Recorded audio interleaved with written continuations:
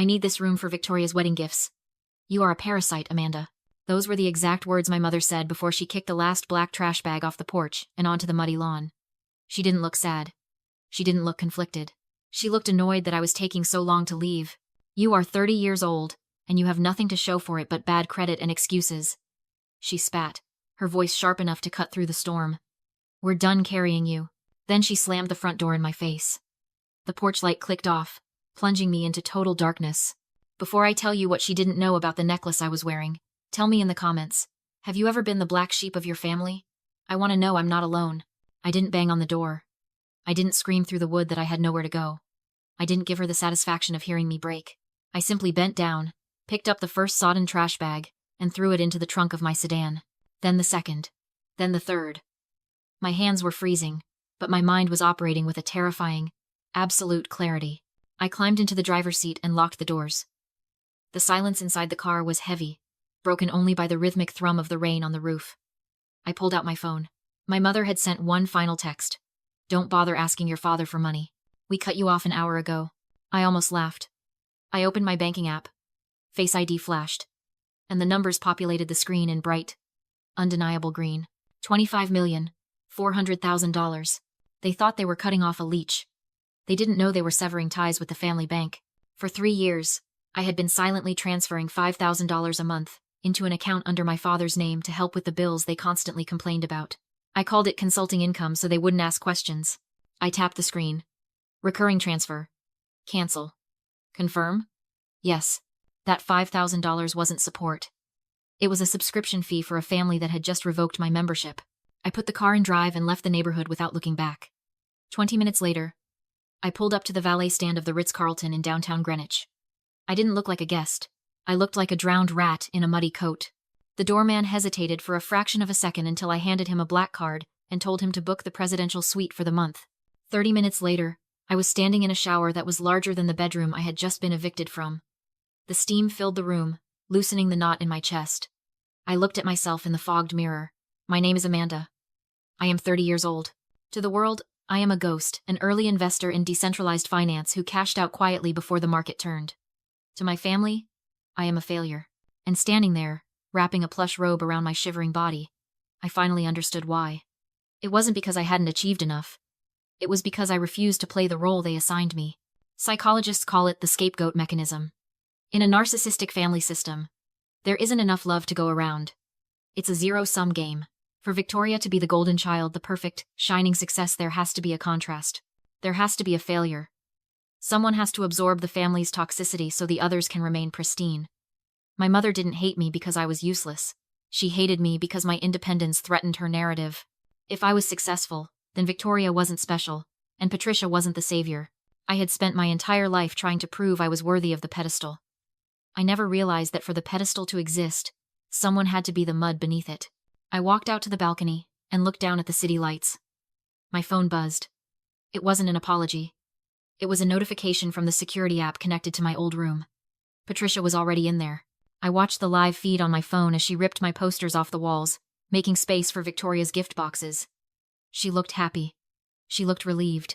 She thought she had cleared out the trash. She had no idea she had just evicted the only person who could have saved her. 3 days later, the pettiness arrived right on schedule. I was sitting in the hotel lounge, reviewing a prospectus for a commercial real estate acquisition in Singapore, when my screen went black. No service. A notification popped up from the carrier. Plan suspended by account holder. Seconds later, a message from my mother came through over the hotel Wi-Fi. I cut your line. I'm not paying $50 a month for a 30-year-old failure to chat with her imaginary friends. Welcome to the real world, Amanda. Maybe this will teach you the value of a dollar. I stared at the screen, and for the first time in days, I actually smiled. It was a cold, sharp smile. She thought she was cutting off my lifeline. She thought I was somewhere panicking, counting coins for a prepaid burner phone. She didn't know I had just approved a wire transfer large enough to buy the entire telecommunications branch in this zip code. I didn't reply. I simply walked to the concierge desk, ordered the newest model with a dedicated business line, and had it delivered to my suite within the hour. The silence from my end must have infuriated them, because Victoria escalated the war on a different front. Later that afternoon, a notification popped up on my old social media account, the one I kept just to monitor the family narrative. Victoria had posted a photo. She was standing in the foyer of my parents' house, my old house, holding a gold-embossed invitation. She was wearing a dress that cost more than my father made in a month. The caption read, "Fittings for the Diamond Gala. So excited to be attending the event of the season with the elite. Sorry to all the haters who can't afford a seat at the table. Number high society, number no broke energy." Beneath it, my mother had commented, "Finally, a daughter who knows how to represent this family with class. So glad we cleared out the dead weight before the big night." Dead weight. I zoomed in on the invitation in Victoria's hand. The Diamond Gala. It was the charity event of the year in Greenwich. For Patricia, it wasn't a fundraiser. It was the Super Bowl of social climbing. It was the one night where she could pretend she belonged to the old money crowd, rubbing elbows with senators and hedge fund managers, desperate for a photo op that would validate her existence. I put the phone down. The hurt was there, dull and aching, but it was quickly being suffocated by a new feeling. Contempt. They weren't just cruel. They were small. They measured their worth in gala tickets and phone bills. They thought they could starve me out by cutting off a $50 utility. I realized then that simply leaving wasn't enough. As long as they thought I was a failure, they won. They got to keep their narrative. They got to play the victims of an ungrateful child while basking in the glow of their delusions. I didn't want to just survive. I wanted to answer them in the only language they fluently understood. Money. I picked up my new phone and dialed a number I hadn't used in months. "Jessica," I said when she answered. "Clear my schedule for next weekend. I have a party to attend." "Jessica," I said into the phone. "I need to buy a table at the Diamond Gala. And not just any table. I need the one that comes with a microphone." Jessica didn't ask why. She didn't ask if I was sure. She just typed, "The Platinum sponsorship package is still open," she said, her voice crisp as a freshly printed banknote. "It costs $150,000. It includes front row seating, a full-page ad in the program, and crucially, a 5-minute video presentation to the entire assembly before the main auction."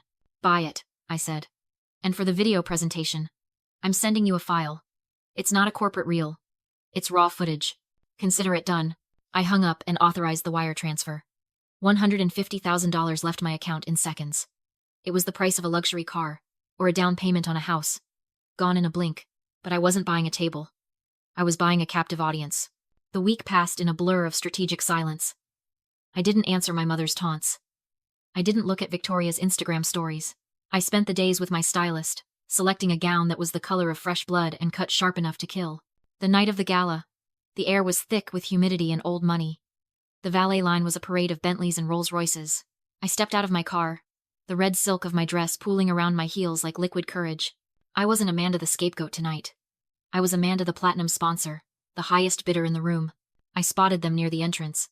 Patricia was holding court in a gold sequined gown that looked desperate for attention, with Victoria preening beside her in white. Gregory stood behind them, looking like he was calculating how much the champagne cost. When they saw me, the conversation died instantly. My mother's eyes raked over me, registering the dress, the diamonds, the confidence. But her delusion was stronger than her eyesight.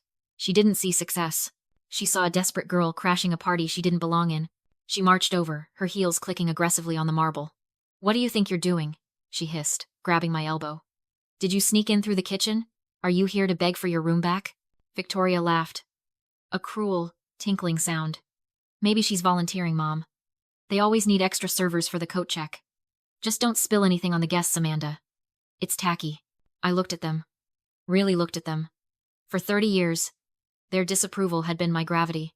It had held me down, crushed me, kept me small.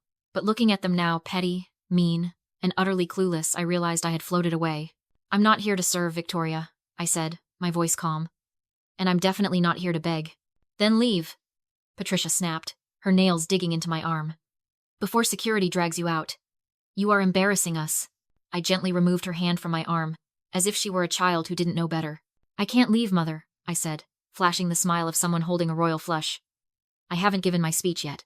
I walked past them, straight toward the velvet rope guarding the VIP section. The usher checked his list. His eyes widened, and he bowed low, sweeping the rope aside. "Right this way, ma'am. The platinum table is waiting for you." I didn't look back to see their faces. I didn't need to. I knew exactly what they looked like.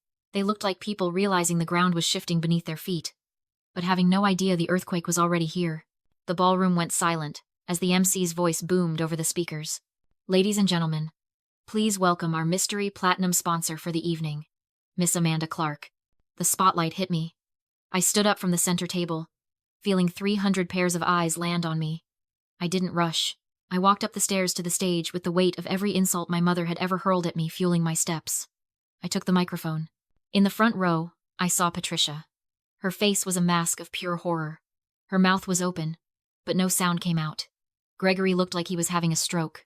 Victoria was gripping the tablecloth so hard her knuckles were white. "Good evening," I said, my voice magnified, filling every corner of the room.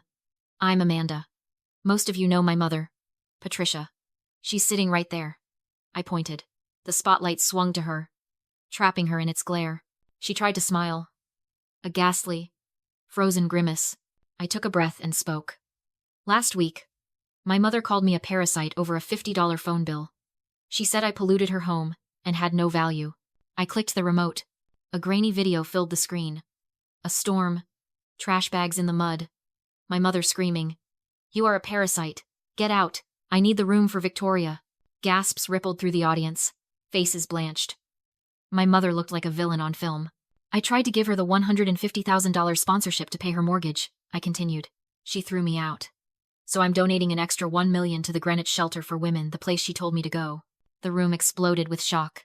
I headed for the exit. But Patricia lunged, grabbed my wrist, and shrieked for the police. "She's a thief. That necklace is mine. She stole it." Victoria backed her up, hysterical. I remained calm. "Officer, I'm not stealing anything." I handed him a notarized document. "My grandmother's will. Clause 14. To my eldest granddaughter, Amanda.